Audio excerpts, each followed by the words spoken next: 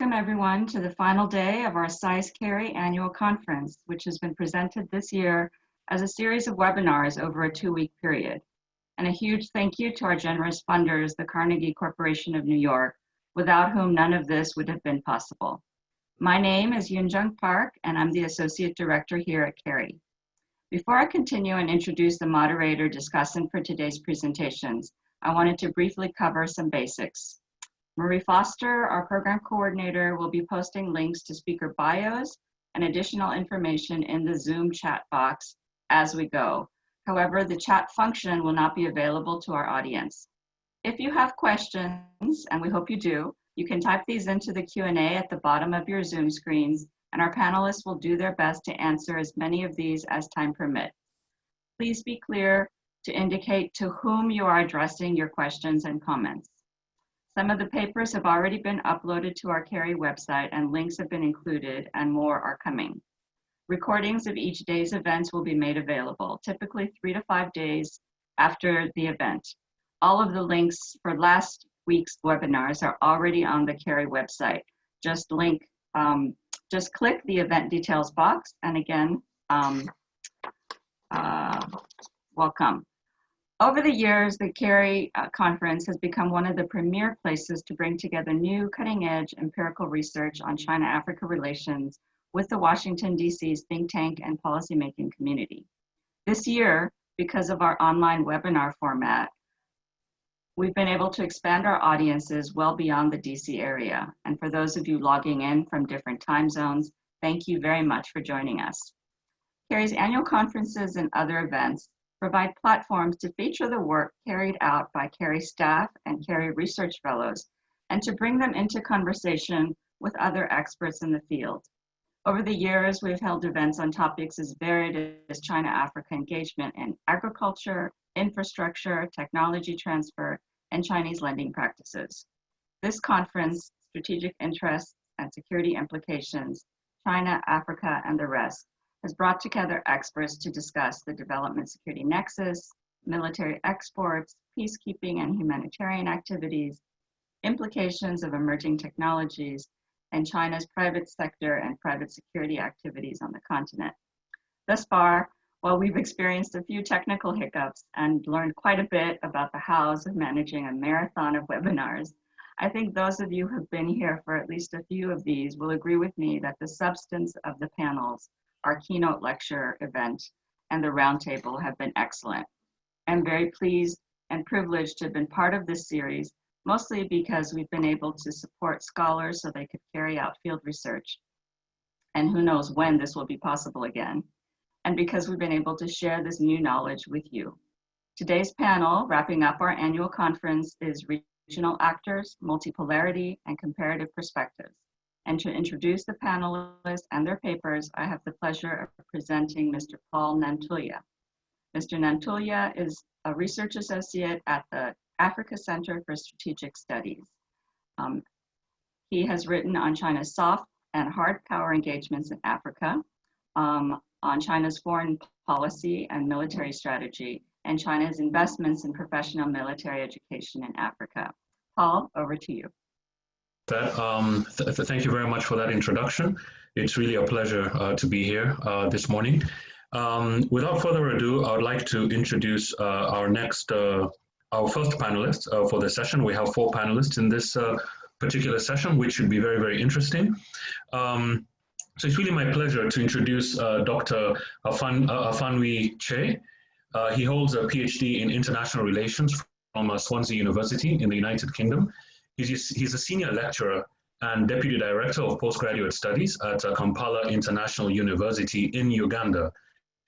His current research focuses on the security implications of China's rise in Africa, and he'll be talking to us today about the impact of Chinese development assistance on protests and demonstrations in African countries with a specific focus on Cameroon and Uganda. So Dr. Che, over to you, sir. Thank you very much, Paul. Good to see you. And I want to also thank SAIS CARI for organizing this event, as well as the support rendered to me to undertake this project as part of my SAIS CARI fellowship. Thank you again. I'm just going to share my screen and roll on. Okay, so Chinese and traditional self-finance on state repression and public demonstrations in Africa. However, for the purposes of this presentation, I'll focus on public demonstrations, in part due to limitations of time, but also because I didn't quite see very interesting patterns when it came to repression, but there were quite some major differences when it came to public demonstrations, which has been published, and I hope to share that with you today. That's what the presentation flow is going to look like. So a brief background to the study, and then a brief summary about the quantitative analysis. Then I'll talk about the comparative case studies, Cameroon and Uganda. And then I'll turn attention to look at protests and demonstrations specifically against foreign funded projects. And I'll wrap up with two key policy recommendations.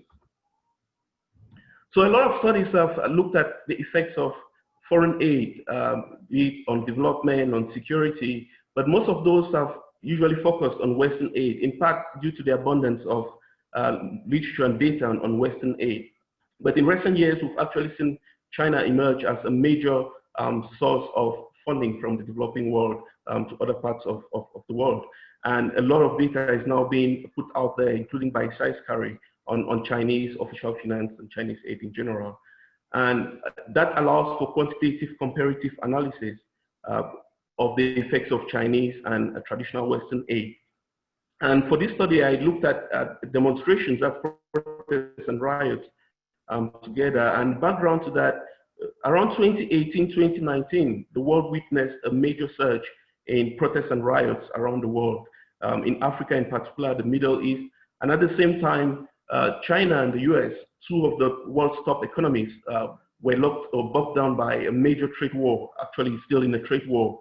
And while China suffered sort of a setback, a slowdown in its economy, the US economy seems to have been more resilient, although that was only until maybe COVID-19.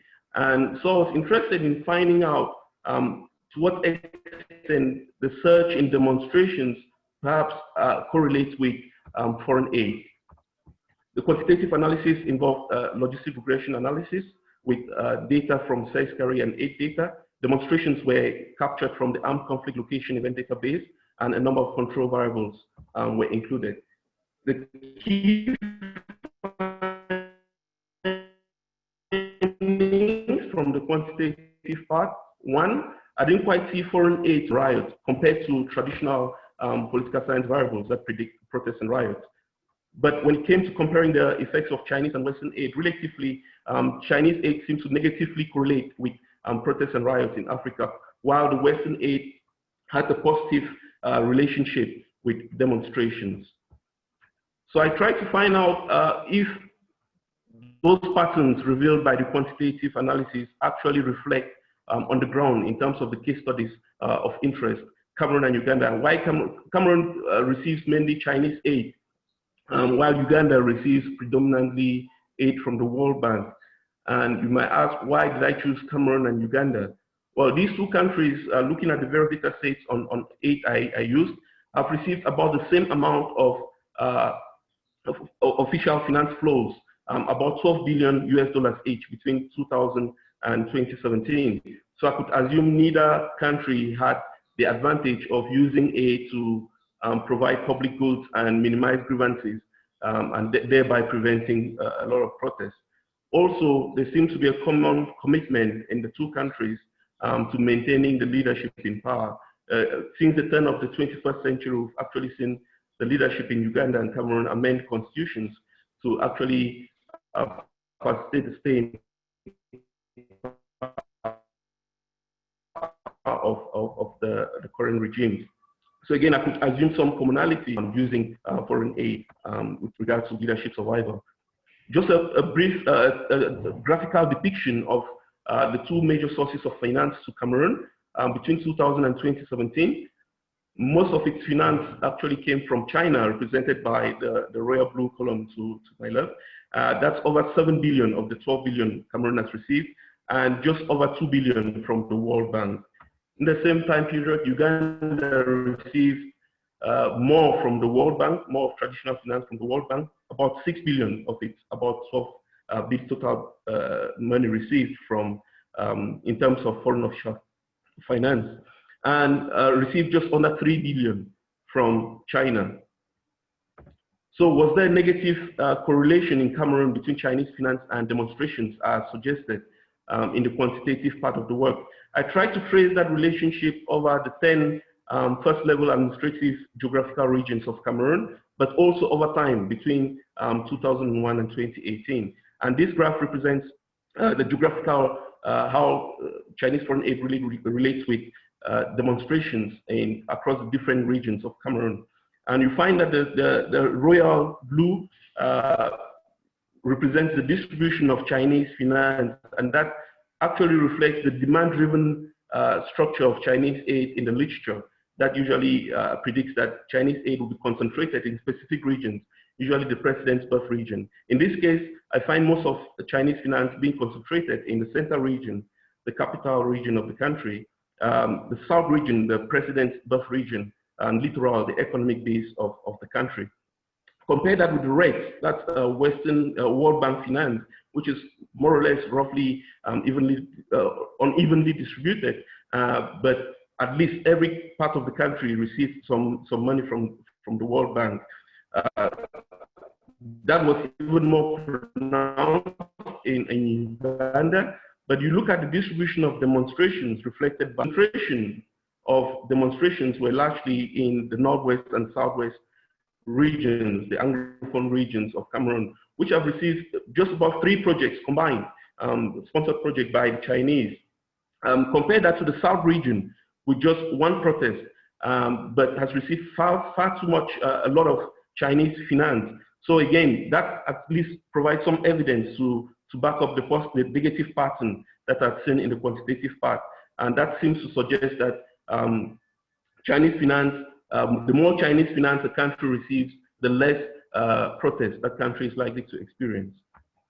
I tried to trace that relationship as well over time. The red line represents the distribution of protests over time, and the blue line, the distribution of protests. And you find that whenever there's a peak or increase in Chinese finance, we see a decrease in demonstrations. So the sharp peaks in the red are countered by dips in the blue. So again, that's some evidence of a negative correlation between Chinese finance and demonstrations in Cameroon. But when you look at Uganda, I didn't put that in here, but it's in the paper, published paper distributed on the program. But when you look at Uganda, you find that there's also at least some evidence of a positive relationship between the World Bank finance and demonstrations in Uganda. Although the pattern is not as neat and pronounced as the negative relationship we actually see between Chinese finance and demonstrations. Also, the project looked at demonstrations specifically with regards to targeting funded projects, because the armed conflict location event database actually reflects a few less than 2% of protests against foreign funded projects. And I compared Chinese and World Bank funded projects to find out why it is the case that actually reveals that Chinese projects tend to suffer more protests compared to World Bank funded projects. So I did a field work thanks to SAIS CARI to Cameroon, where I looked at 5 projects, 3 of them Chinese sponsored: the Menvele hydropower project, the Douala Yaoundé road construction project, and the Kribi Deep Sea project. And in terms of World Bank projects, I looked at Lompanga hydropower project and the Douala City Council road construction project. And I found some major differences in terms of what's happening on Chinese funded projects against Chinese projects, and also the military frequently involved to deal with demonstrations against Chinese funded projects compared to the World Bank funded projects.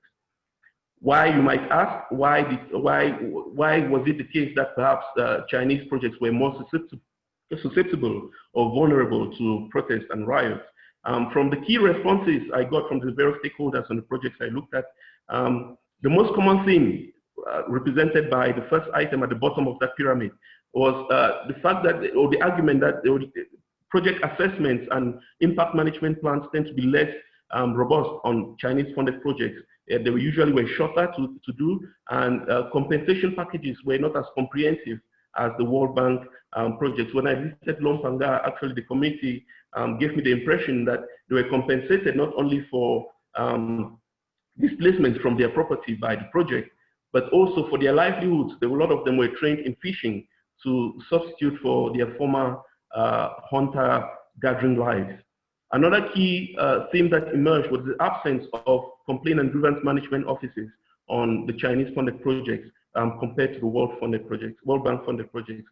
And lastly, there were quite a number of military posts, Cameroon military posts around the Chinese-funded projects, partly maybe because of the South region, the President's Belt region, just to maintain security. But actually, I had to get security clearance from a military post to visit the Kribi site. So that perhaps is telling of, and oftentimes you were asked, if you had to complain or grievance from the responses I got, you were usually referred to the Cameroon government. The Chinese and the Cameroon local managers of the projects would refer you to the Cameroon government instead of trying to sort it out directly with you, be it a worker or a community with a grievance against the project. So in terms of, I thought I highlight just two major key policy takeaways from the project. Number one, it might be prudent for the Cameroon government and its Chinese partners to adopt more stringent project impact assessments and project impact management plans as a way of minimizing the risk of protest against Chinese-funded projects. And secondly, there's need to institute more complaint grievance management offices on Chinese projects if we're going to see a reduction in protests and riots against Chinese projects, at least in Cameroon. I thank you very much, and I look forward to any questions.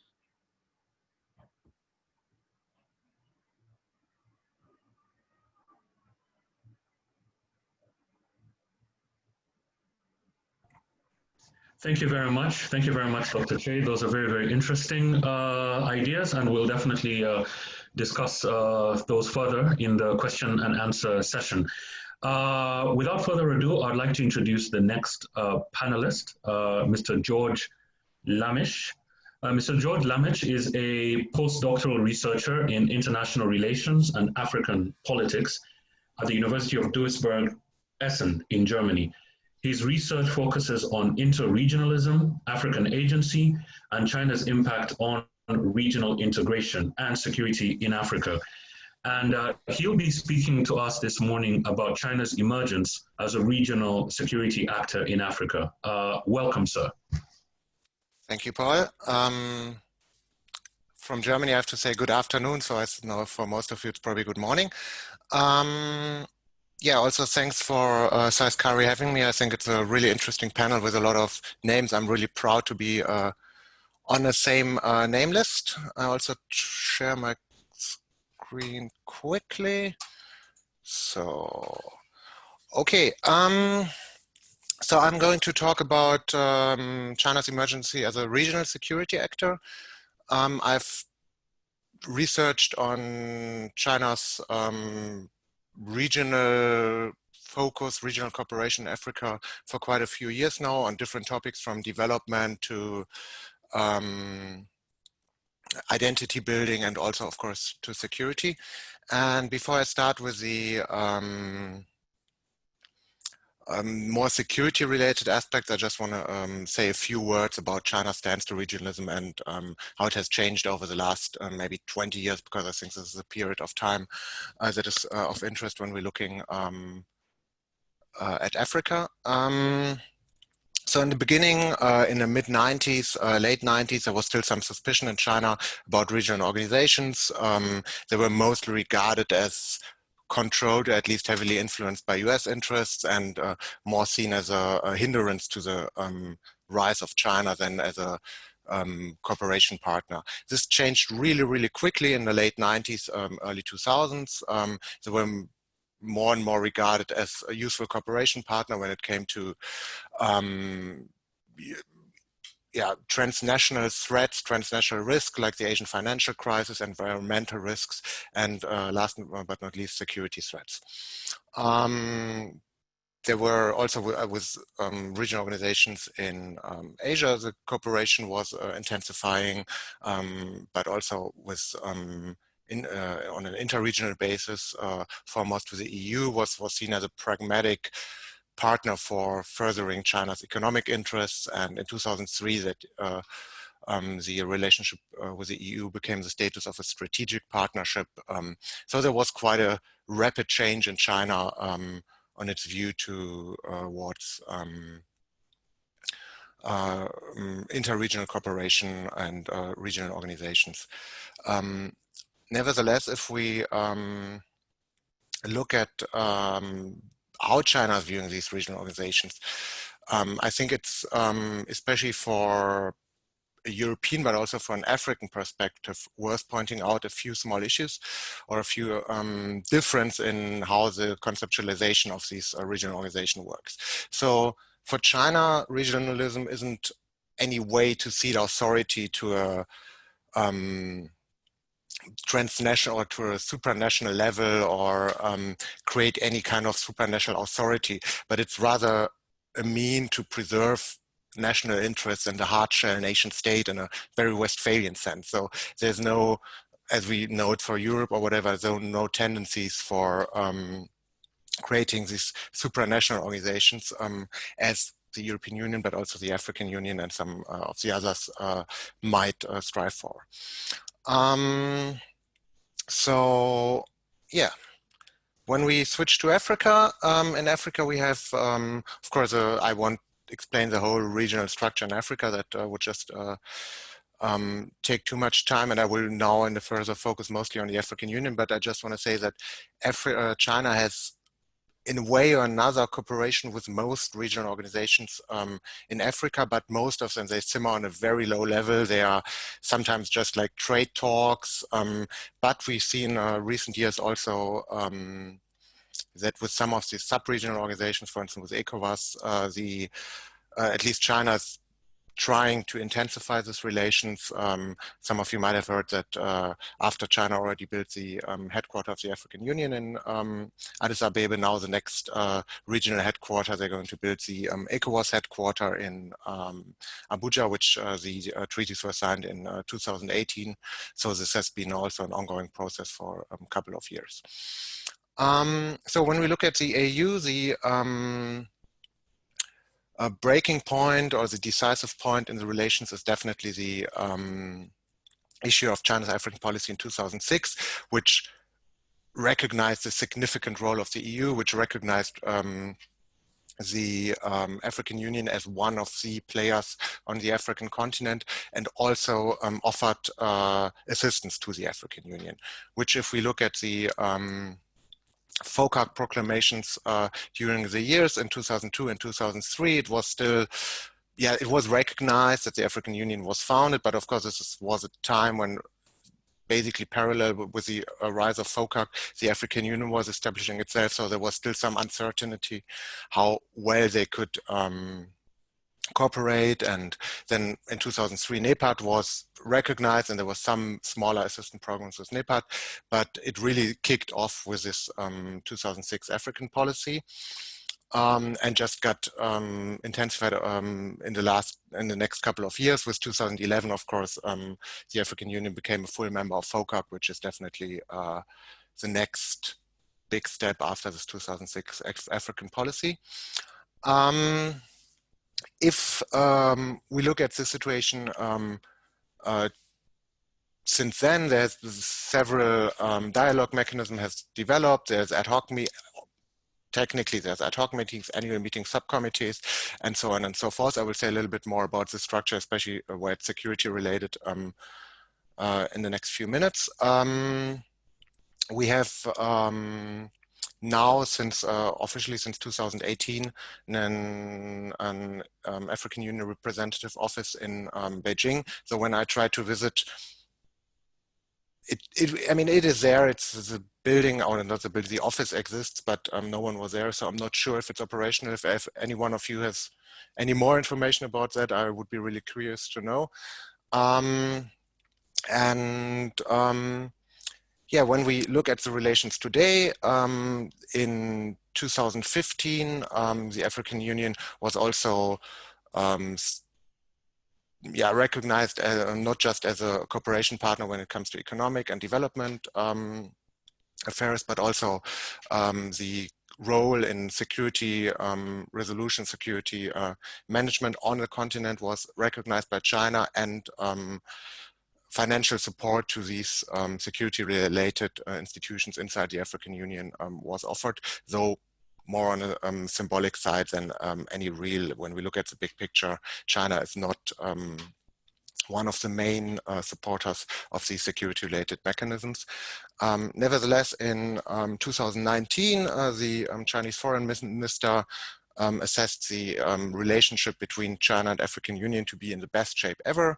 Though from my observations, I would say since 2015, there hasn't been much improvement in the relationship, but it had rather stayed more or less on the same level of cooperation in certain areas, but not really in stronger intensification, though there has been some big projects.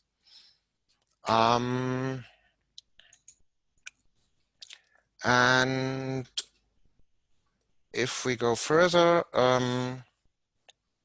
to the security-related issues, we see there's a number of institutions where China and the African Union cooperate on an institutional level. Of course, there's FOCAC, but there's also several institutions that are either related to security or development or both.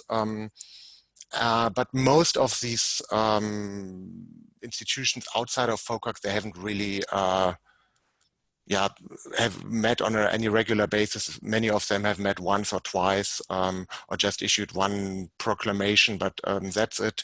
We have, for instance, in 2018, the Defense and Security Forum, which received quite a lot of attention from the African side, but also from the media side. But there was also some critical tones because it was more of a military trade fair than any dialogue forum. So now it was renamed in 2019 in Peace and Security Forum, but technically it stayed the same. There was a lot of attention from African military personnel. There was some Chinese personnel, and of course there was the issue of peace and security was a focus, but also more when it came about like arms deals, weapon deals, and so on and so forth. The other institutions, we have some of them, for instance, the Initiative for China-African Cooperative Partnership for Peace and Security. It's one of the initiatives with the longest name, but also with the shortest lifespan. It just, to my knowledge, met once and then it disappeared. So I just really briefly, because we have heard in the last 2 weeks a lot about China's motivation when it came to security on the continent, so I want to skip that one, but I just want to say China sees the African Union as a potential catalyst for African interest, because of course dealing through FOCAC with over 50 African states is quite bothersome, and is a lot of effort also for the Chinese side. So they would like to have like the African Union as some kind of catalyst for these interests, where they can get an African opinion also when it comes to the setting of the FOCAC agenda and so on and so forth. But for now, we have to say the African Union hasn't really achieved that position in the overall structure of FOCAC. We have the reducing of reputational costs in certain areas when it comes, for instance, to it's better to attach one's decision to the general decision of the African Union, especially when it comes to peace and conflict, than to because then at least you can claim it was made as an African decision when it comes, for instance, to security interventions. We have the, to a certain degree, it also has an international level, as it is about shaping international norms. The EU, even if they have a different stance on intervention than China, they still have a very strong interest in preserving national sovereignty. And so the resolution model in Africa, of course, is also could help shaping the international discourse in a way that would be more favorable to China's own political views.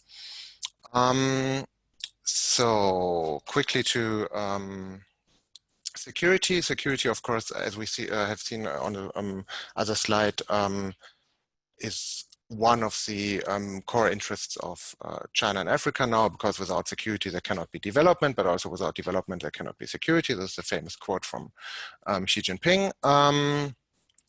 And China has, of course, also recognized that many of the conflicts we see on the African continent are transnational conflicts. So we need regional solutions, we need transnational solutions to this conflict. So it's not enough just to cooperate bilaterally, but there has to be some kind of regional conflict solution mechanisms. And this is definitely one reason why China has turned to the African Union in recent years. So I also about to conclude because time is very short. So for now, we have seen China has supported the African Union in areas where they don't necessarily had to, because there were already bilateral solutions in place that seem to work quite well. But we have not really seen any of these mechanisms, institutions kick off that well. So there's China recognized more and more that there is structural deficits on the side of the African Union. They see that many of the initiatives, they don't really go that well. They tend to simmer on a very low level. So there is some frustration on the Chinese side, but for the time being, I think they will continue supporting the African Union in certain areas. So we had, for instance, just 4 months ago, they signed a new treaty to support the African Standby Force, which is one of the areas where we will definitely see more engagement from China in the next years. So I just want to wrap up very briefly, and I just want to stress one point. I think it's also really important that we haven't seen so much in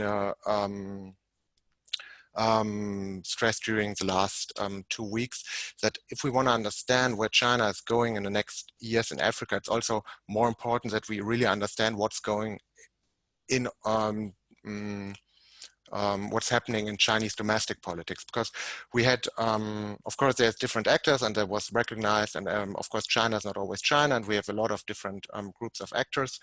But it's also important that if we look at the Chinese government, that we understand all these different shifts and power play that's happening there, because I think this has a strong influence on China's politics towards the African continent. And if we want to understand that and understand if they going to deal with regional organizations, why they're going to deal with regional organizations, we also have to see who is the decisive power on the Chinese side, if it's more the military actors, if it's civil actors, and this will tell us a lot about where the Chinese politics is going in the next couple of years. Okay, thank you very much so far from my side, and I'm looking forward to questions. Thank you.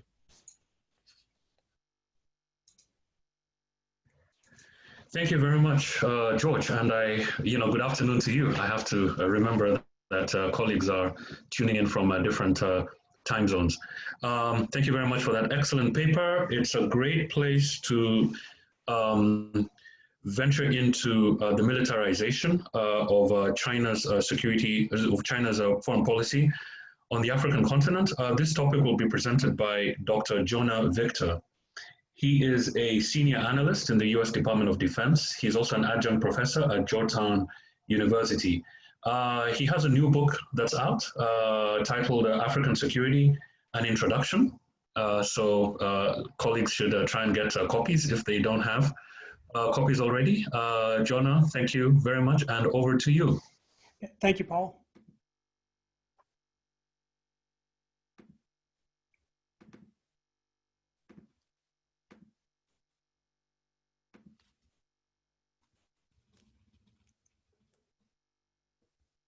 Okay, thank you. So I think my talk complements the last one really well, moving from the multilateral to the bilateral level of security engagement. And this talk is called The Militarization of China's Africa Policy, Examining the Data.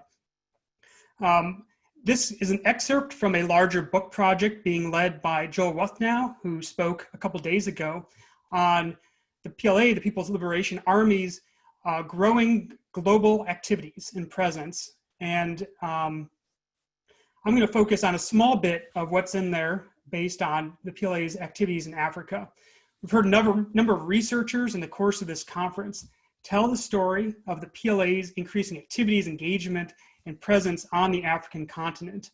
And in the tradition of the China-Africa Research Initiative, I'm going to take a close and rigorous look at the data and see if it validates some of our assumptions or speculation about what's going on. Does this represent a shift to a more military-focused engagement plan and approach to China-Africa relations? So I'm going to look at, well, the story's been told that we see more PLA troops being deployed to UN peacekeeping missions in Africa. The PLA Navy is a more familiar presence at African ports. The PLA established its first overseas military base in Africa, in Djibouti, and we see more and more Chinese military exercises alongside African militaries.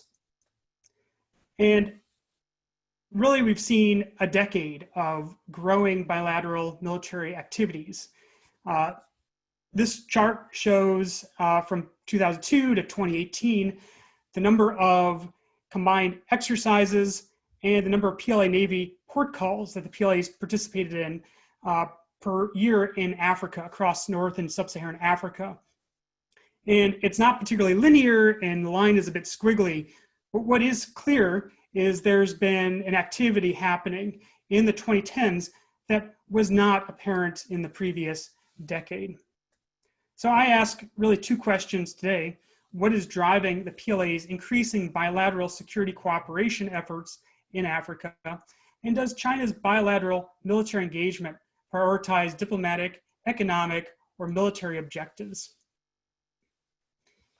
So a number of Western, Chinese, African observers, scholars have written about the Chinese military's increasing activity in Africa. But today I'm just going to focus on what's been written in the Chinese government's official statements. And I'm going to focus on three documents in particular. One is the Chinese government's most recent white paper on defense policy, which was issued by the State Council in 2019. It says three things of interest. It says the PLA actively promotes international security and military cooperation for protecting China's overseas interests. It says that China is strengthening military cooperation with developing countries in Africa and elsewhere. And it says this activity is consistent with mutual trust, mutual benefit, and win-win cooperation. And this is a narrative that goes back, that echoes the narratives from the earliest days of China's foreign assistance to African countries from the post-independence era. But in some ways, this engagement is bigger than ever today. I'd like to also look at two documents that are specific to China's relations with Africa.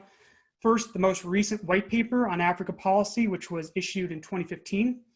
It says two important things on security engagement. It says that China will play a constructive role in maintaining and promoting peace and security in Africa and increase military exchanges, cooperation, and joint training. It says this engagement is intended to strengthen the defense, stability, and counterterrorism capabilities of African countries individually and as a collective.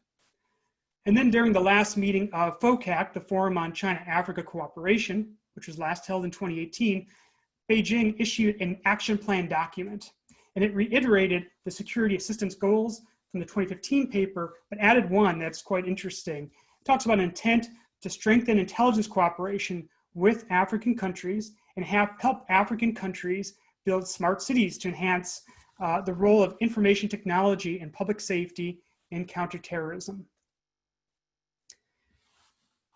Now, China is not the only country offering cooperation and assistance on security and defense matters to African countries, but it's interesting to think about where it fits in based on all the other defense and security partnerships that African countries have. So in terms of defense institution building, combat advisory support, direct action, the US and France are involved in all of these in Africa. Different other countries, the EU, Russia, and others are involved in one or two of these, but we see little to no Chinese security cooperation in these areas. In terms of tactical and technical training, African militaries receive this from a number of different partner militaries, both major and medium powers, and we see some Chinese involvement here. But where China's security cooperation efforts are really focused are in a few different areas. One, professional military education, or PME, and also, as was talked about last week, arms sales. And these aren't new areas. These are areas where China's been involved for decades. China brings African soldiers and officers to PME courses in China, offers maybe some on the African continent, and is a prolific supplier and seller of arms. They particularly compete with Russia in this area as they sell at a similar price point. But two areas that China is really out front in being a partner to African countries is in financing African militaries and military infrastructure, and in providing intelligence and surveillance capabilities for African governments and militaries. The China-Africa Research Initiative has put out some really interesting data on some of the financing infrastructure support. This was most notable a couple of years ago when China with Tanzania opened a joint training facility in Tanzania. And in terms of intelligence and surveillance, this includes UAV drone technology. This includes the Huawei smart city surveillance systems, urban surveillance systems. And this also could include cyber tools for monitoring and controlling online content. So we can make a few different propositions about what's really driving China's bilateral military and security engagement. One could be China's military engagements align with Beijing's overall diplomatic objectives of strengthening bilateral relationships and expanding influence among foreign populations. Two, China's military engagement is aligned with China's economic interests in securing imports of African goods and commodities and opening major African markets to Chinese exports, including exports of arms. And three, China's military engagement prioritizes increasing global security influence, including through developing relationships with Africa's largest militaries. Each of these propositions seems very reasonable. It seems actually consistent with the official Chinese policy documents. But now with this decade of increased engagement, we have some data to really look at and see how the numbers can really validate which of these seem to be important drivers of China's military engagement efforts. The most important data, and this is kind of a new data set, is the China Military Diplomacy Database. This is published, this has been created by Phil Saunders and his colleagues at the US National Defense University. And this tracks military diplomacy events undertaken by the PLA. This could include senior level visits by PLA officers, PLA naval port calls, and the PLA's bilateral or multilateral exercises in Africa. And this database is publicly available and for use by scholars and others. And we can look at some independent variables. First, in terms of diplomatic objectives, you might follow that China in its diplomacy likes to declare different levels of strength of its bilateral relationships around the world. So it talks about its relationship with some countries in terms of partnership, some other countries it calls strategic partnerships, and still others it calls comprehensive strategic partnership, including different, which really indicates different levels of aspiration for Beijing's intent to strengthen these relationships in Africa and around the world. Also, we can look at population, since China is trying to raise its global profile and wants to engage with the largest populations, so presumably the largest populations in Africa. Of course, we can look at economic interests. Arms exports are an economic interest. In the CIPRI arms transfer database is invaluable.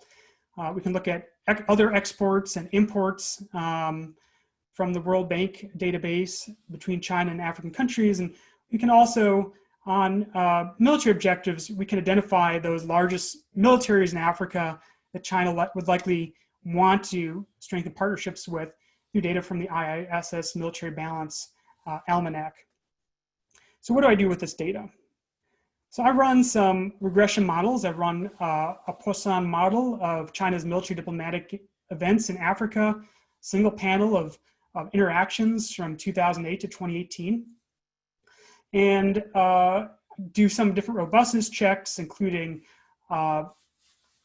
dropping and adding a really important outlier case, Djibouti, which experienced 34 engagements in this time period. Mostly these were tied to the PLA's naval operations in the Gulf of Aden, whereas most other African countries average about 4 to 4.25 engagements with the PLA during this time period, and also tried adding some variables. And this is all talked about in the book chapter and the conference paper. But to summarize what this shows us, I'd like to draw your attention to this chart. And so on diplomatic objectives, where we see China declare these higher tier diplomatic relationships, we see more engagements with those countries by the PLA, more military diplomatic events. For countries with larger populations in Africa, we see more PLA engagements. On economic objectives, for countries that purchase more Chinese arms or import more Chinese arms, we see more PLA engagements. Where China imports more goods from, we see more PLA engagements. And then here's where it gets really interesting. For military security objectives, for countries, African countries with a larger military, all else equal, we see fewer engagements with the PLA, which really goes against what we'd intuitively believe.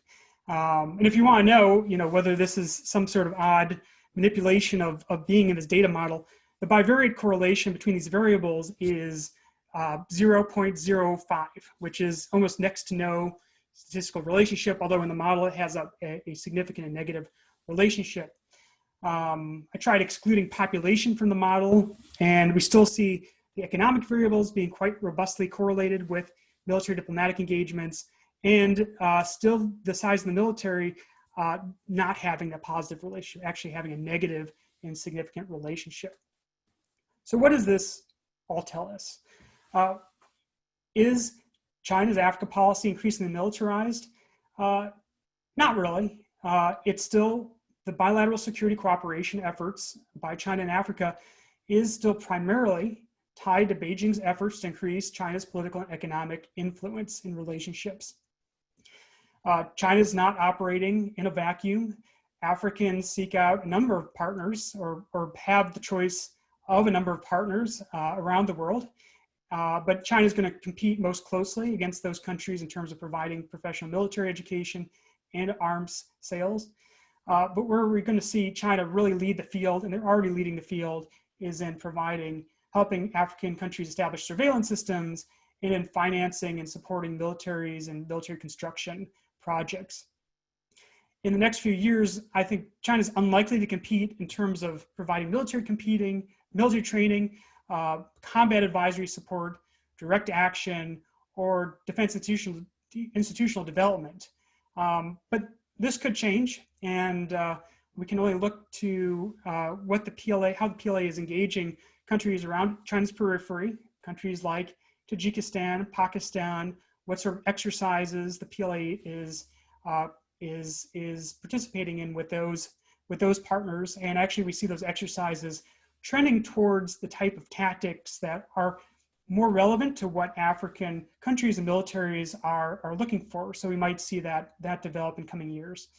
And lastly, I would just, for further reading, first,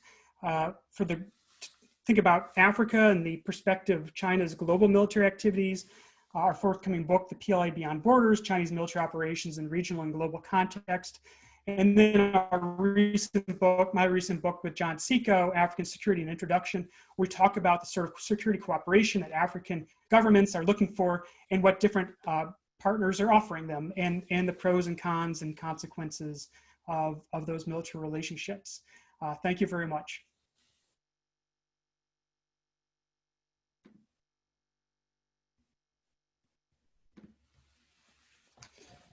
Thank you very much. Thank you very much, John, for that very interesting discussion, which I definitely think will generate a lot of questions. So now we move to our next and final panelist, Dr. Joshua Eisenman.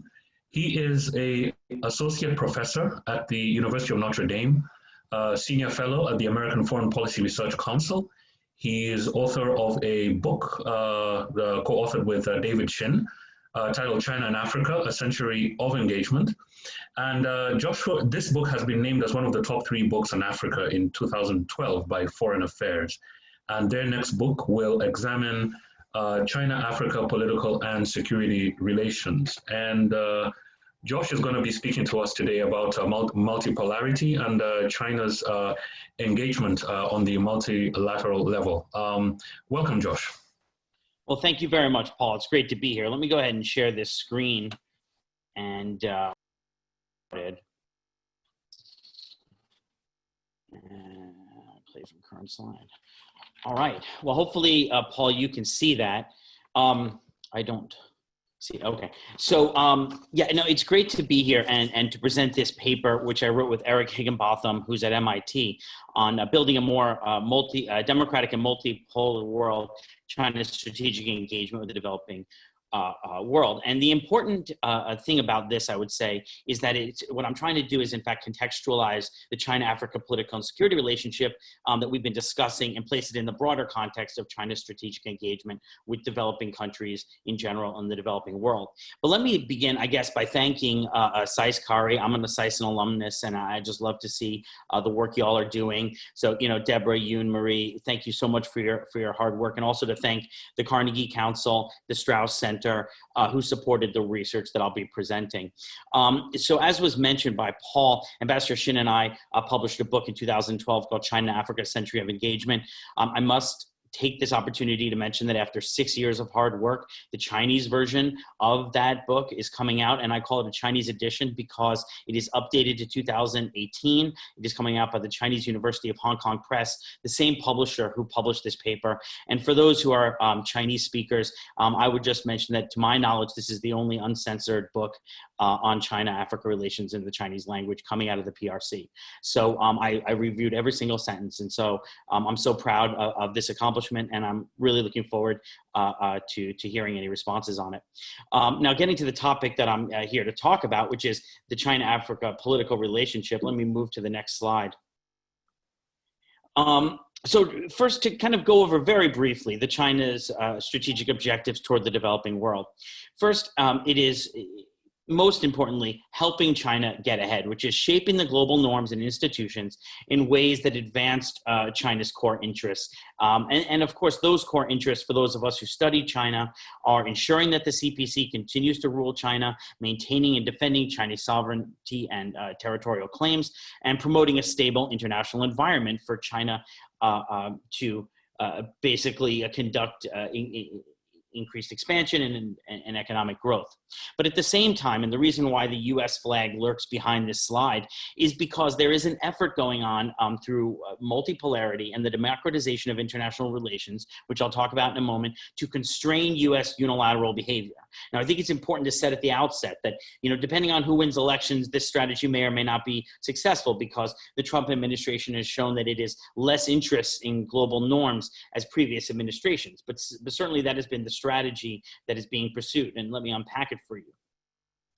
First, I think it's important to mention, and this comes from a speech in 2016 given by He Yafei, the former Vice Minister of Foreign Affairs of China, when he talked about how the Chinese approach is to develop a multipolar world and democratic international relations. And then he talked about specifically how China seeks to construct a multi-centric, multi-layered, multi-pivotal sub-network of regional and international cooperation that are interconnected and interwoven.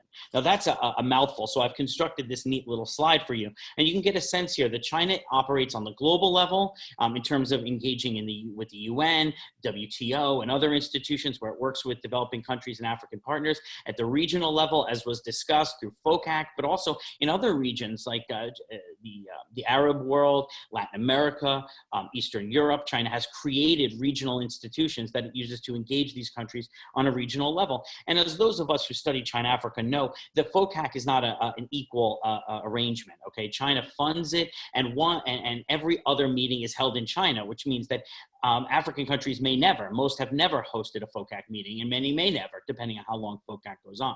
So the idea then is to set China equal to an entire region and give China a lot of agenda setting power in terms of the discussion. And then of course the bilateral level. And in many ways, this is the thickest ring and the base ring, because China holds sovereignty to be sacrosanct, and its bilateral relationships are the bedrock of the regional and global relationships. But it's important to see these things are interlocking. And many might say, well, you know, don't all countries have these kinds of interlocking relationships? And the answer is yes, but there is a coordination here that I would say that China brings to the table through the Communist Party of China's networks that link these things together in terms of their intent in ways that go a bit beyond, or sometimes far beyond anything we might see, you know, from other countries. Now, multipolarity is an important part of this, and it was mentioned by He Yafei. Now, here's an interesting graphic by Credit Suisse. Here you can see what at least Credit Suisse sees as these poles.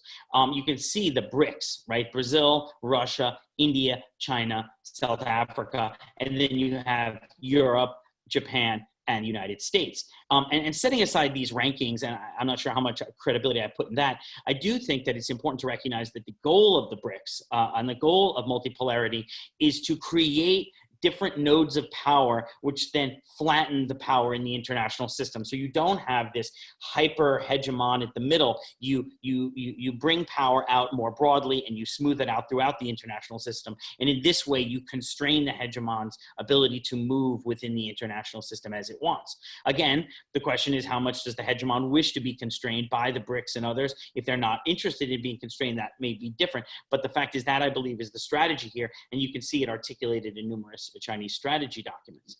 Secondly, what you might call the Gulliver strategy, the democratization of international relations, which is when you bring a large number of small countries, and in this case, African countries are really important. I mean, never forget how important African countries were to securing China's seat at the UN. So the more that you can change norms in the international system by bringing along all of the small countries in the world, which represent the vast majority of countries, to try to constrain the hyperpower of the United States, constrain its unilateral behaviors by tying it down through norms. Now, again, back to the original question, how much do norms matter to this administration? Not much, but you know, things may change. We don't know. The important thing is that this is the essential part of the strategy, to use a changing of global norms of what is acceptable and what is not to basically constrain the ability of the US to engage in unilateral behavior like the invasion of Iraq, for instance. There are a variety of ways this takes place. And here is just some images that I think capture it. And if we walk around, we see at the top corner there, we see MOU diplomacy. That's something we cover in the paper. And then we see propaganda, and that we see also extensively. And this is something Ambassador Shin and I will cover in our next book, which is almost done.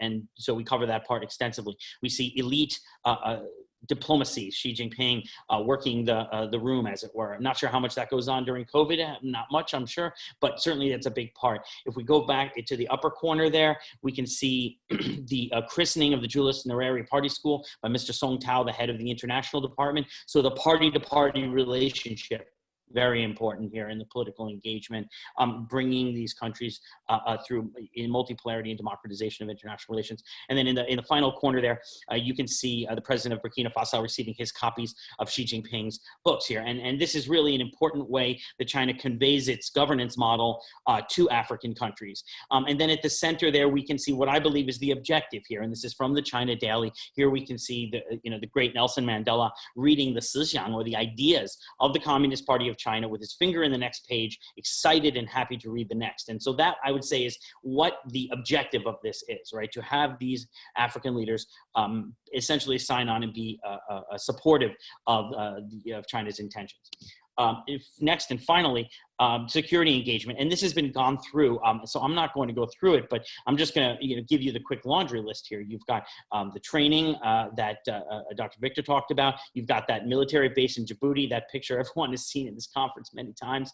You've got the political and security nexus, where you see Xi Jinping inspecting troops.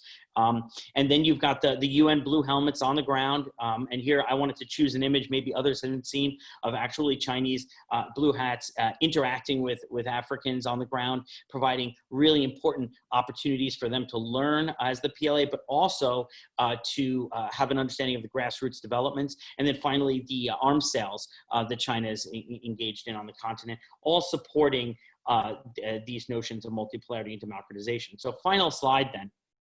I'm sorry for the words, I try to be wordless, but just to wrap up, China's political and military relations towards developing countries in general, and Africa in particular, are growing. And the main objective is defending the core interests that I mentioned, particularly the CPC's control over China, and then pushing back on or constraining US multilateralism. And then China uses its two-pronged approach of multipolarity, which is building up these bigger nodes, these like the BRICS, in order to constrain, but also the democratization of international relations, where African countries play a very important role. And then the political components, I won't relist for you, and the security components of the strategy. So the paper's pretty direct, it's pretty straightforward, and we are going to build on it for our China-Africa political and military book, where we're going to expand on these ideas, develop them, and add some important theoretical background. So why don't I leave it there? I'm really excited about the Q&A. Thank you.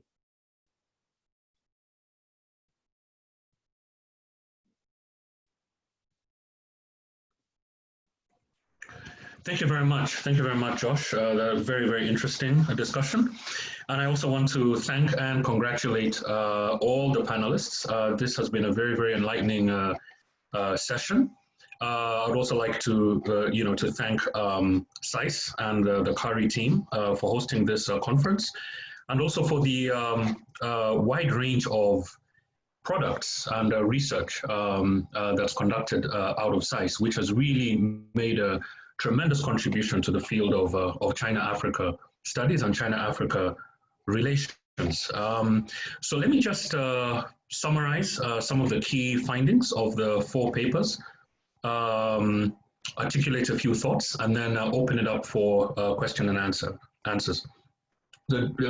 Our first paper was delivered by Dr. Afa'anwi Che from Kampala International University. I think it's a paper that comes out at a very, very interesting time. Your findings, Dr. Che, come out at a very, very interesting time because all the data is showing that there's an increase in authoritarian patterns on the African continent and also in the developing world, because all of you have talked about the importance of the developing world in China's strategy. So this is extremely important. Whether you look at ACLED, whether you look at Afrobarometer, all the data is telling us that is pointing to a shift and a trend of democratic backsliding in many African settings. And there seems to be a correlation between that backsliding that we're starting to see and increased Chinese strategic engagement in those countries. So this is very, very important. I'll just draw the attention of colleagues and the larger audience today that the International Center for Non-Profit Law did a very, very interesting study that found that African countries have deployed 141 national security measures in 2020 alone, and established prohibitions on gatherings and things of that sort in 37 countries. A lot of these are related to COVID, but we've also seen that COVID measures have also started to be used as a cover, to constrict democratic space and competition. And this is particularly relevant given the fact that we're going into election season this year on the African continent. So Dr. Che, your paper comes at a very, very interesting time. And you find that Chinese-funded development projects, based on the research that you've done in Cameroon and Uganda, have encountered more anti-project protests and riots that have triggered a security response in a number of African countries. There's a lot of data that shows similar trends. I'll just mention Zimbabwe. I've mentioned the Democratic Republic of Congo. I've mentioned Kenya as well, where the Chinese government has actually even come out and tried to comment on these developments. And you argue that compared to World Bank and Western projects, these protests that tend to surround Chinese investments tend to be more concentrated. I think that this is very, very interesting. You also talk about these projects, the Chinese investments, which tend to follow a political and regime logic to them. And I think this shouldn't be surprising, given that Chinese engagements tend to be very state-to-state driven. They tend to be very state elite focused, despite the fact that on the soft power front, we're starting to see China engaging outside the ambit of the state and establishing cooperation mechanisms that try to go outside government-to-government the networks. So this is very, very interesting, because what you seem to be saying is that there's still a residual state-to-state dimension to it. Within that, you argue that the non-conditionality of Chinese assistance, which of course is tied to the principle of non-interference, makes Chinese assistance susceptible to capture by local elites who are able to direct this assistance to achieving regime interest. And we've seen this in Kenya with, quite a lot of work has been done, including by some CARI SAIS fellows on the standard gauge railway in Kenya, and looking at sort of the political dimensions and maneuverings of that. So I think lots of food for thought. I think I would have used my my privilege as chair to really ask you about local agency. To what extent are these elites in these countries establishing local agency to kind of drive this relationship? And to what extent does that bring the issues that you talk about in terms of accountability, environmental standards, and so on and so forth? To what extent is that being put on the table through local agency? Then I'll dive into Georg LAMMICH's paper. He talked about China's emergence as a regional security actor. Very, very interesting. Given the extent to which China has integrated a regional dimension, regional economic and security dimension to its Africa strategy, talking about China's engagements with the African Union. Very, very interesting, because you argue at the beginning of your paper that initially the relationship was very bilateral. But of course, with the, FOCAC started at a time when the OAU was transitioning, the Organization of African Unity was making a transition to the African Union, so things were not very clear at that time. But then you argue that after 2006, when the when the current China-Africa policy paper came into place, China has really diversified its engagements and is now engaging with the African Union. Recently, on the African, the establishment of the African free trade, the Continental Free Trade Area. Engagements with SADC and all the other regional institutions. Very, very interesting. And you argue that this broader engagement that looks at regional institutions really provides a better strategic setting for China to pursue its interests. I think I'll have the same question for you that I had for Dr. Che, which is, where is the African agency in this? Quite a number of African scholars and Chinese scholars actually have argued convincingly that African countries have pushed China to some extent to be, to engage on regional security issues. This is the argument is that this is not an area that China felt very comfortable with. And so my question to you is, where is the African agency in this, in driving this engagements. Then very quickly, I'll go to Jonah, who talked about the militarization of Chinese foreign policy on the African continent, with the argument that China is able to find willing partners for its PME, for its arms sales, for its financing, surveillance, but is not yet capable or willing to fill the security assistance models or role of the Western countries that do engage African militaries. This is very, very interesting finding. You talk about China's economic and diplomatic interests as key drivers of its defense and security initiatives. You talk about China engaging countries regardless of their ties to the West. Very, very interesting. I think Zimbabwe is an excellent example of that.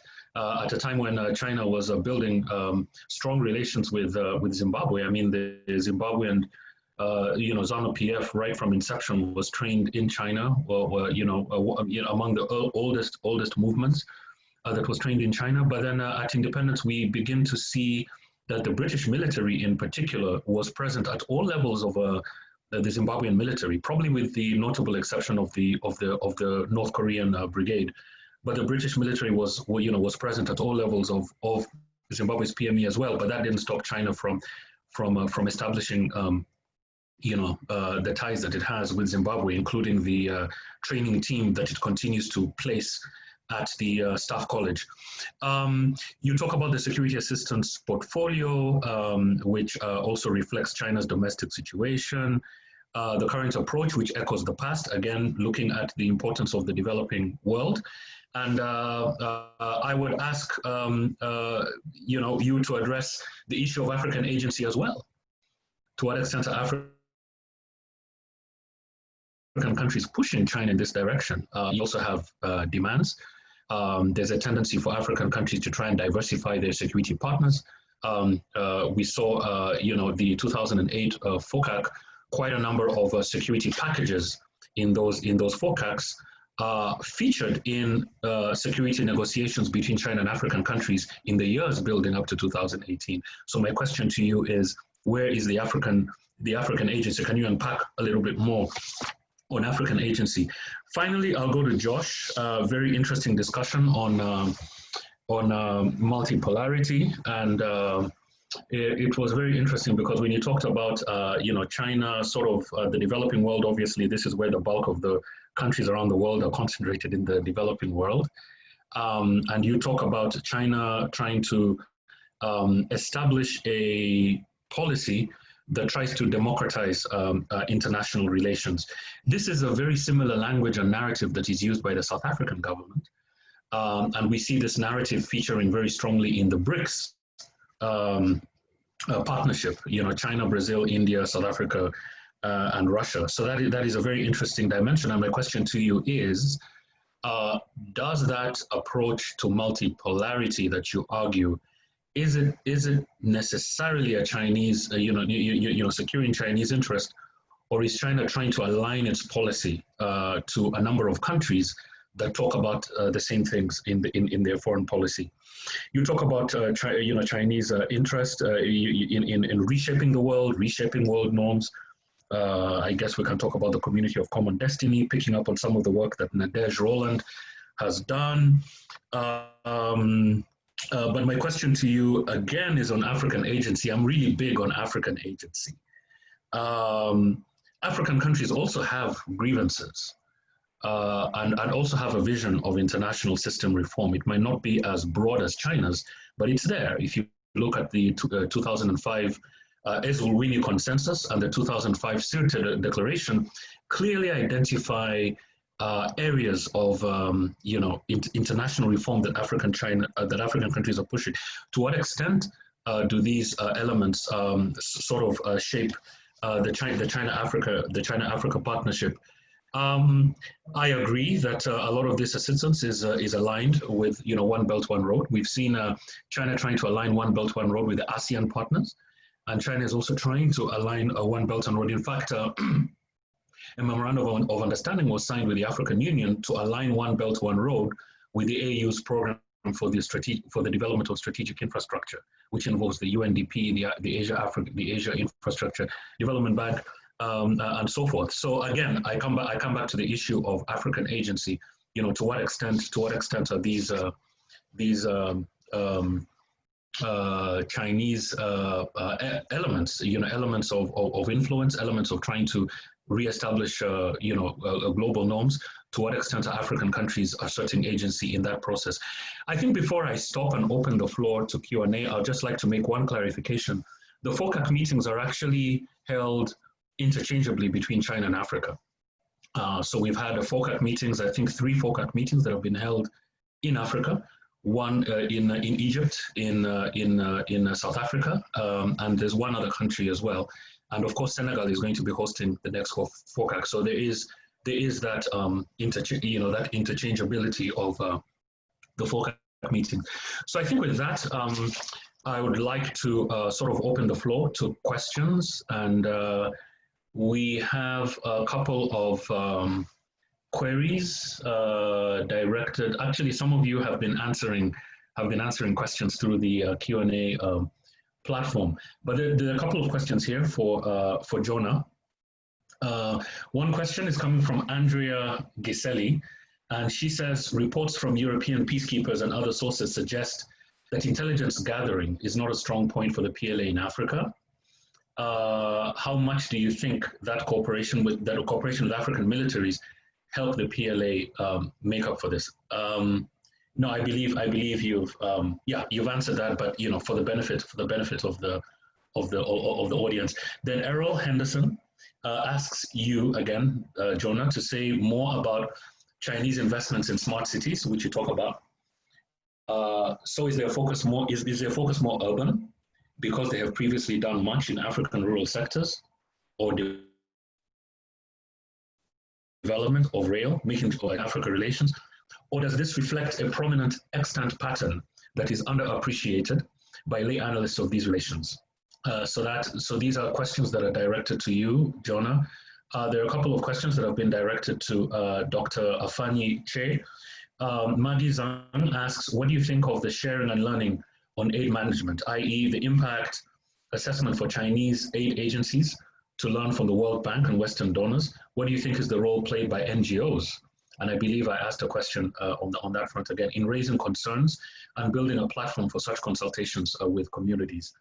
And then, so I believe we have. Let's start with those. Let's start with those, and then we'll move to the other questions in the next round. Thank you.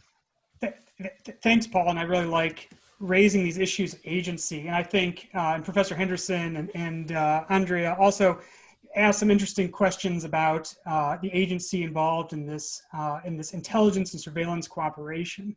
And the surveillance systems, you really have agency on multiple sides, because you have Chinese private firms marketing these systems like Huawei and ZTE. You have the Chinese government talking about these systems and their official diplomatic policy documents as a policy objective. And then, of course, you have African governments, national and local, who are seeing these sort of systems as a solution to some of their governance and security challenges. So there's agency on all sides. China's offering something there that not many other countries are offering at a price point that's very attractive for African countries, with few strings attached. And African countries, a variety of resource reasons, money, people, struggle to address these security and governance challenges. And it brings up really interesting questions about, is this changing the model for African governments about kind of how they approach governance and security, having these new technological solutions? So the agency is critical. Chinese military wouldn't be there if African countries didn't want to see more engagement with China. Thank you.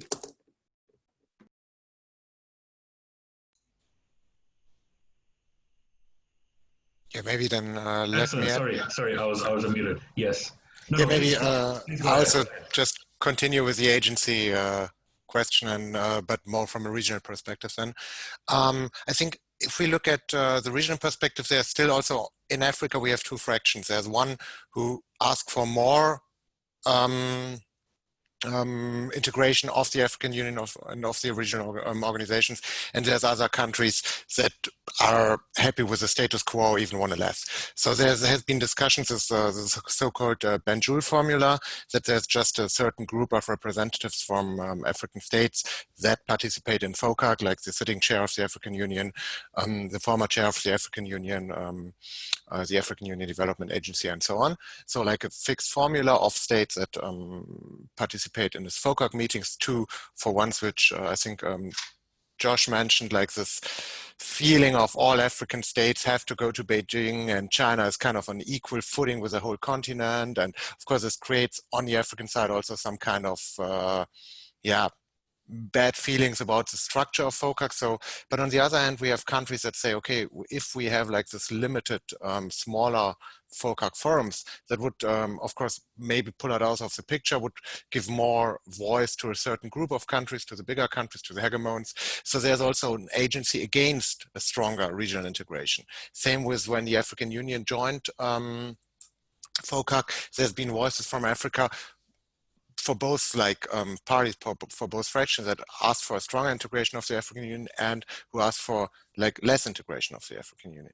And also if we look at regional agencies, so what the organizations do, I think there's sometimes China would wish for more outspoken regional organizations, for more agency from these organizations, because there is a certain frustration how these organizations respond to China. And I mean, in my research, I've felt the same thing, that there's a lot of willingness to cooperate with China, but there's just a lack of activeness and of capabilities to do so.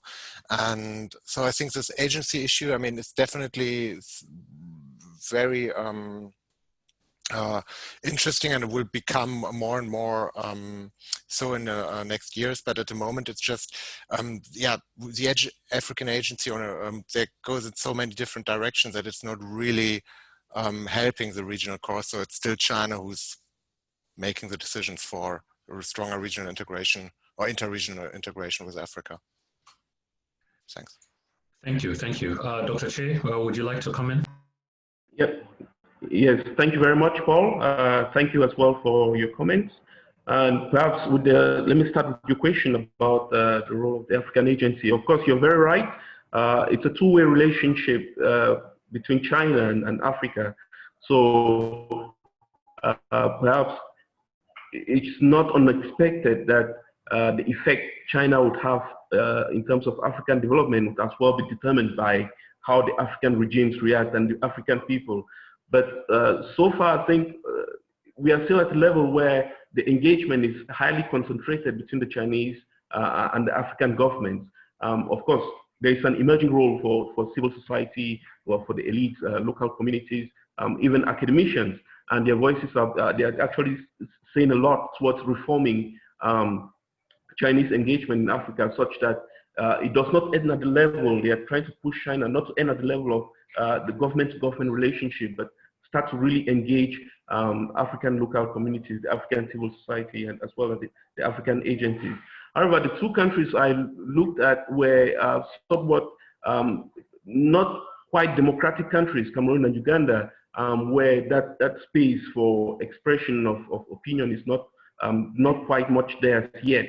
And so you find that the agency there is still struggling, whereas these governments are quite receptive and want to maintain the status quo where they decide what happens in Africa, what projects the Chinese invest in.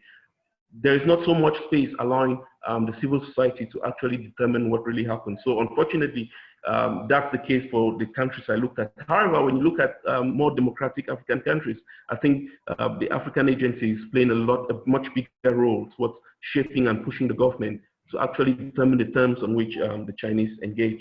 And the second question, the question from Maggie, what can Chinese agencies learn from the World Bank or Western donors in general? And I would highlight just three key points. I think first, there's need for, before the Chinese operations or Chinese-sponsored operations actually happen, they need to adopt much broader community engagement, community consultations than they have been doing. I think that can play a bigger role in predetermining what the likely impact, the negative impacts of those engagements might be. And perhaps that would influence China to determine, to go for more projects that are less likely to perpetrate tensions and grievances and protests. Also, there's need to ensure compensation packages for displaced communities, affected communities are far more comprehensive.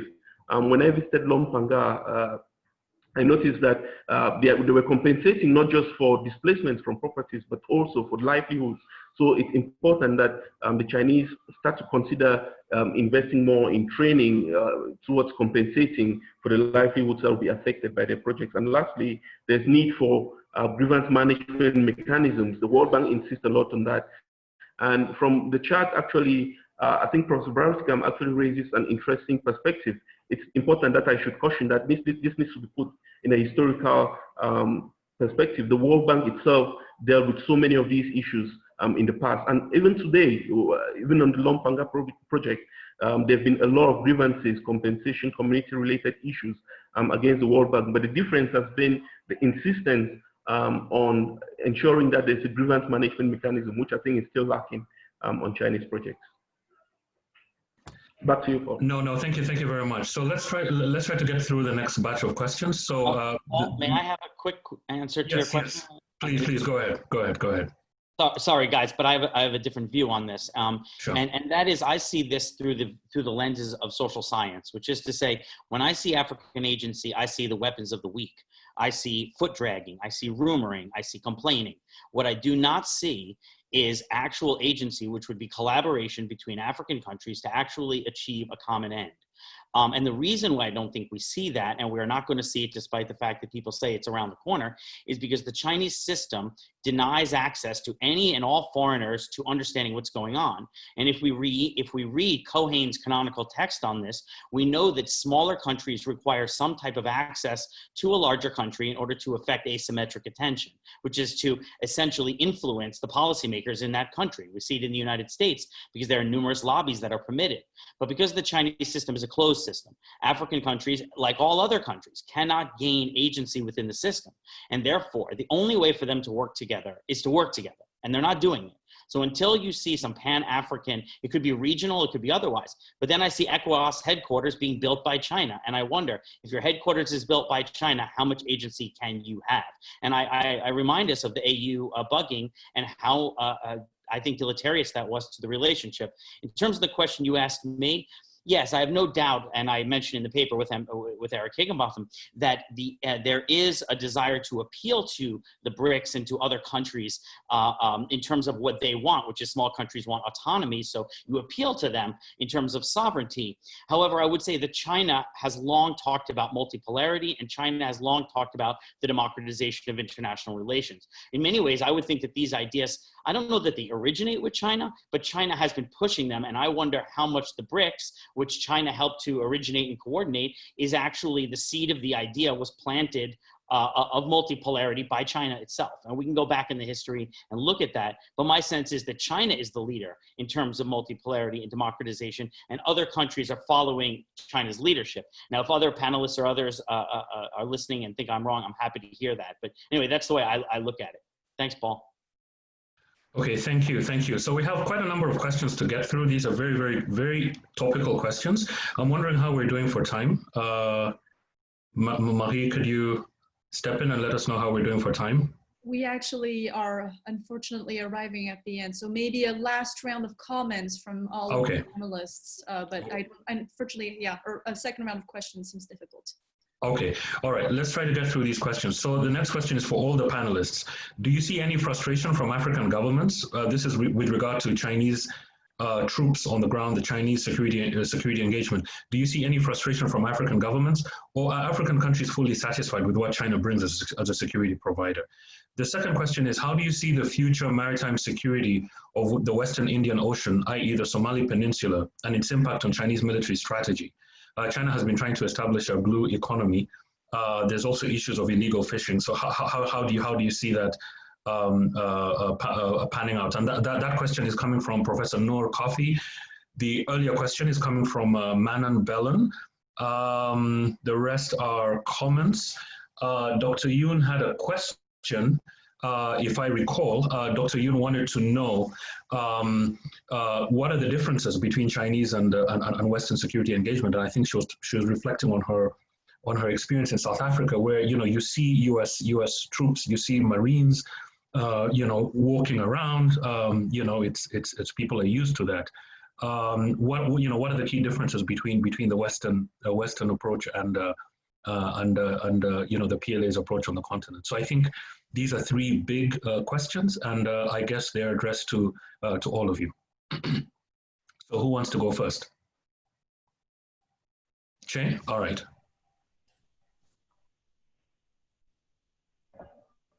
Thank you very much.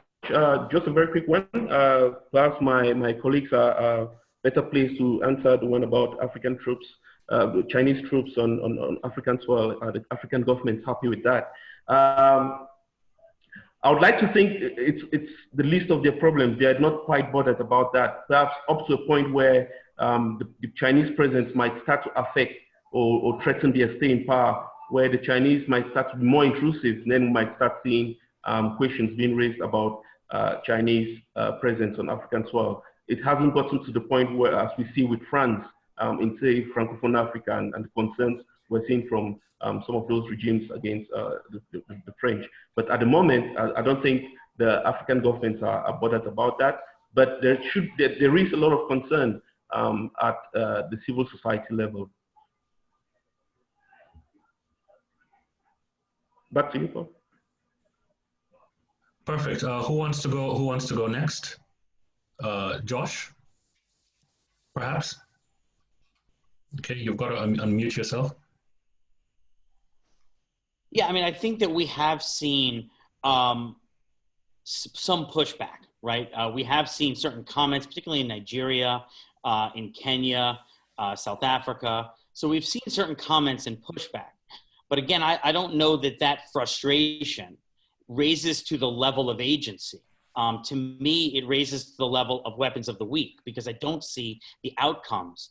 I don't see that the results of these comments actually resulting in a change in the relationship. So it's one thing to be able to say, I don't like what I see. And yes, African governments are increasingly, we're hearing from different folks who are increasingly saying that, but it's another to actually affect a meaningful change in the nature of the relationship. So I guess my question is, Africans may be frustrated. Certainly what happened in Guangzhou has been talked about at this conference, led to a lot of frustrations. But ultimately, what does that mean for policymaking? What does that mean for the way that these governments and these countries relate to each other on the ground? And so I guess that would be my question. I would like to see in the future these frustrations manifest into something that changes the relationship in meaningful ways that I, as a social scientist, can see and measure. I think that would be the next step in translating a frustration into a meaningful policy change. Thank you. And this was a great panel. I really appreciate all of the other panelists and Paul. Thank you so much. Thank you, Josh. Much appreciated. Jonah, over to you. I don't know how Africans are perceiving the PLA and the peacekeeping mission so much, but some scholars have done some research on how foreign students perceive China's PME courses, their military courses that they bring African officers to in China for instance, at the Chinese National Defense University.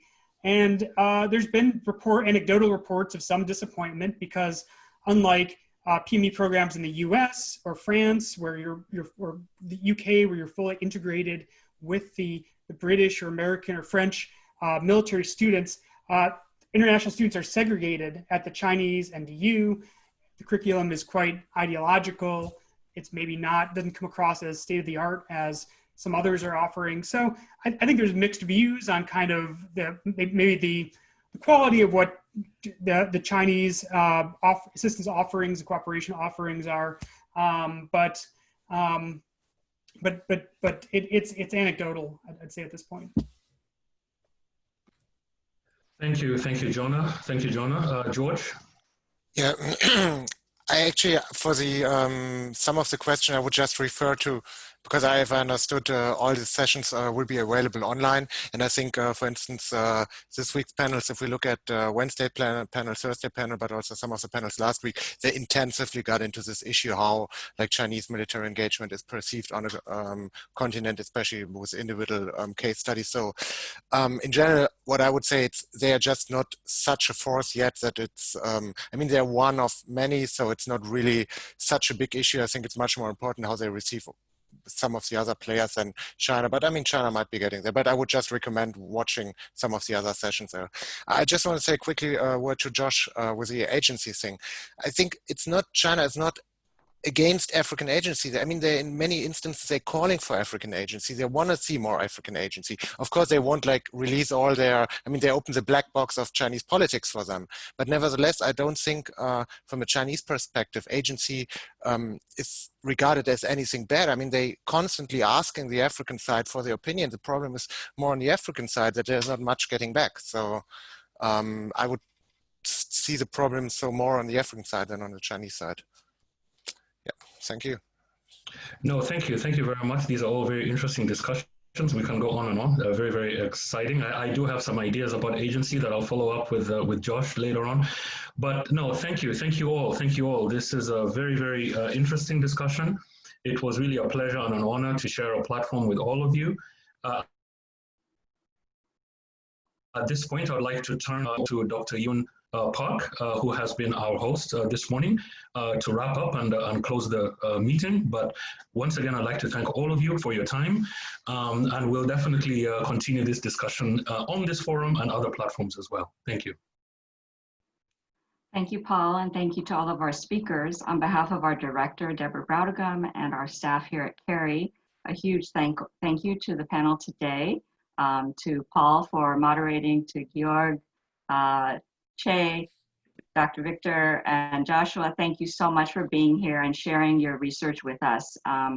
And to all of our panelists and discussants who were with us earlier this week and last week, and again to our funder, the Carnegie Corporation, a huge thank you for participating in this year's CARI conference. I also wanted to send out a special shout out to Ambassador David Shin, to our former research manager, Jordan Link, and to Professor Lena Ben Abdallah, who helped us to select the panelists from the open call, as well as our research fellows. And a special shout out to our SAIS IT staff, Pedro, Sonia, and the others. Without them, none of this Zooming would be possible. And they've been a great help. And a particular thank you to Marie Foster. People often assume that CARI is run by a large staff, but in fact, there are only 5 of us and 2 of us work part-time. And I think we're about able to punch way above our weight, in large part because of Marie and all of her hard work behind the scenes. So thank you very much. We couldn't be more pleased with the final outcome of nearly a year of research and preparation. Again, all of the recordings of the events of last week are already available on the CARI website, and this week's events should be uploaded shortly. If we were all together under normal circumstances, now we would go straight into the reception and enjoy some food and drink together and some networking and laughs and get to know one another better. We're very sorry that we're not able to do that, but as soon as we're able, we would love to host you all in DC again. Thank you again so much for joining us. Bye-bye.